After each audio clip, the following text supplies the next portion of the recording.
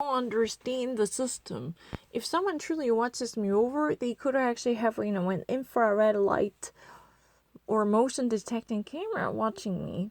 Then why would they never actually notice? There will be a no written statement which would provide me information that I need to convey to the public.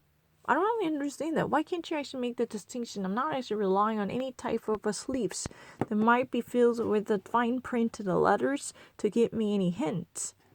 I was very startled to witness this type of fallacy existing in the system. If they were that much, informed of the situation by breathing down the neck of mine, how would they actually miss this type of importance?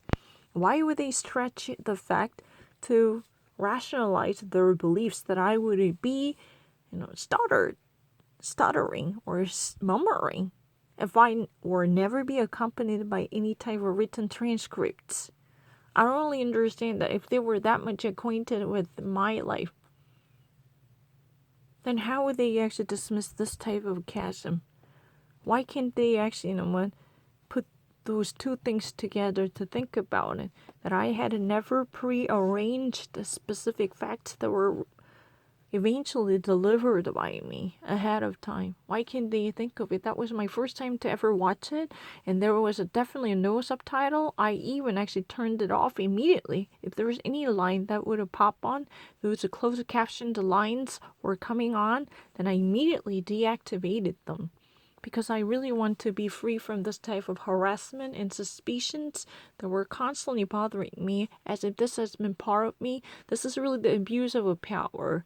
If they truly actually have a full control over me, how can they actually not have this opportunity to get to know what I was doing ahead of time before I was exposed to this type of information? Don't you not actually think that this would actually give a greater distrust in the system?